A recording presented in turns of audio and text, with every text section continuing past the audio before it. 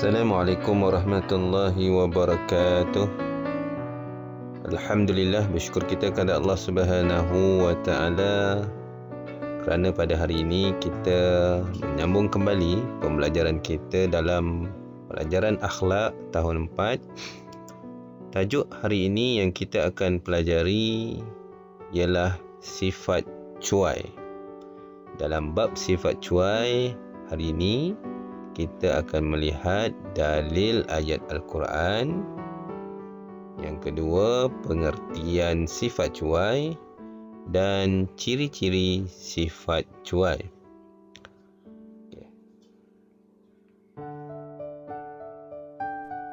Baik, kita akan pendengarkan dahulu dalil ayat Al-Quran yang berkaitan dengan sifat cuai. Jadi marilah kita sama-sama dengarkan bacaan ini. A'udzu billahi minasyaitonir rajim. Ya ayyuhalladzina amanu la tulhikum amwalukum wala auladukum an dzikrillah wa man yaf'al dzalika fa ulaika humul khasirun. Sadaqallahul azim.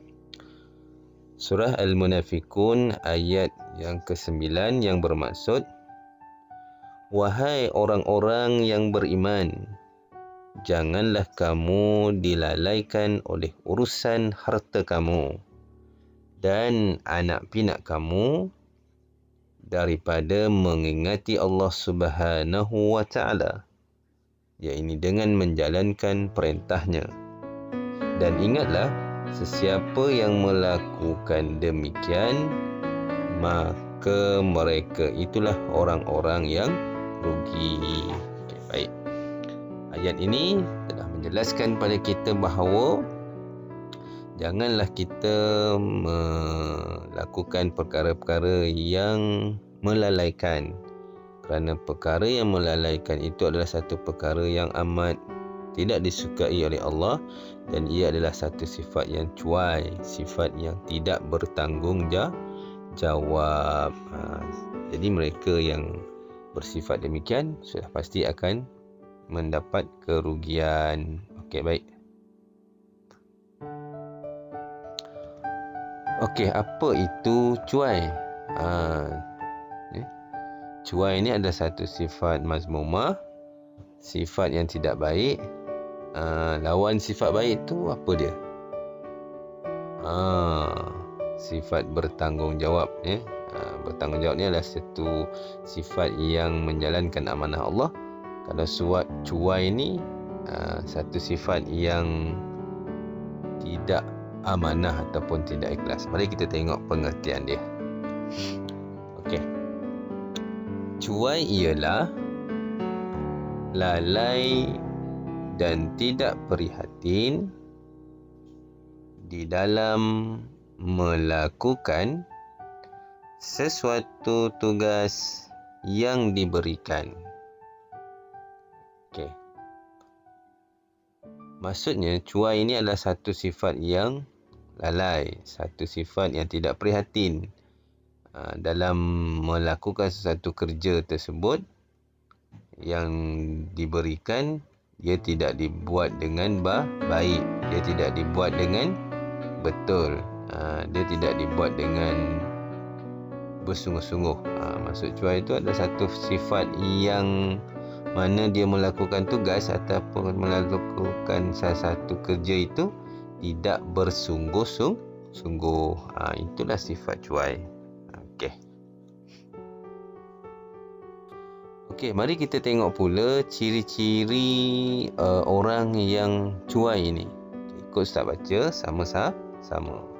Pertama, leka dan membuang masa. Okey. Leka dan membuang masa. Okey, bagus. Kedua, tidak prihatin dan berwaspada. Tidak prihatin dan berwaspada. Bagus.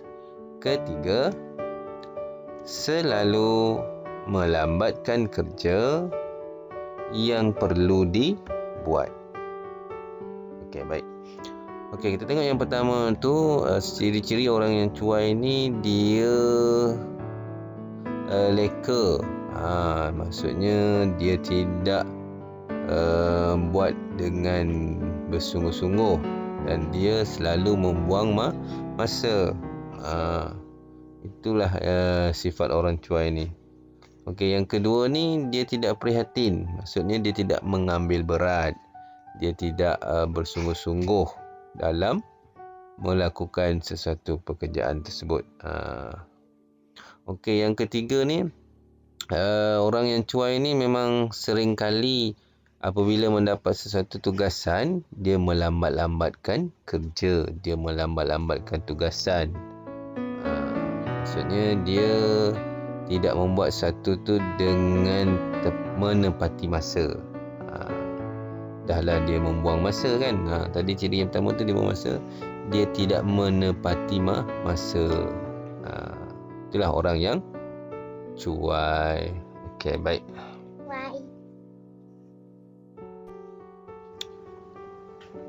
Okey, keempat, tidak melakukan tugas yang diberikan dengan baik. Okey, bagus. Kelima, melakukan tugas dengan hati yang tidak ikhlas dan tidak bersungguh-sungguh. Okey, bagus anak-anak sekalian. Nanti ulang apa yang saya sebut tadi. Okey, yang keempat ni, orang yang cuai, dia melakukan sesuatu tugas itu, sesuatu kerja tu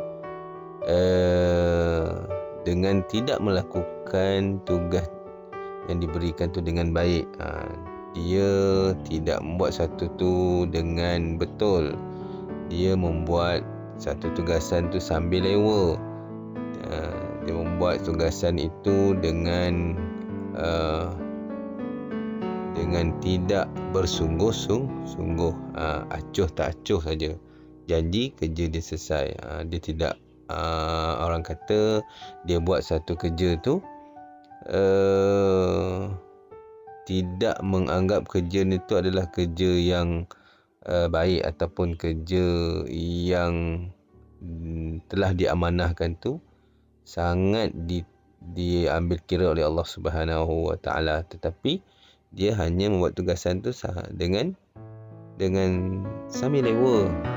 Dia tidak acuh tak acuh lah. Ya. Okey. Yang kelima ni, dia membuat satu tugasan ni tadi dengan tidak ikhlas. Sebab apa tidak ikhlas?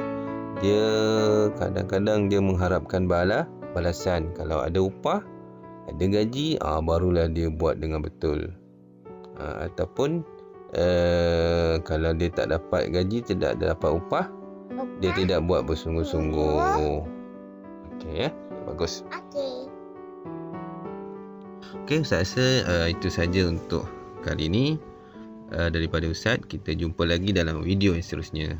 Jadi, ila liqa. Assalamualaikum warahmatullahi wabarakatuh.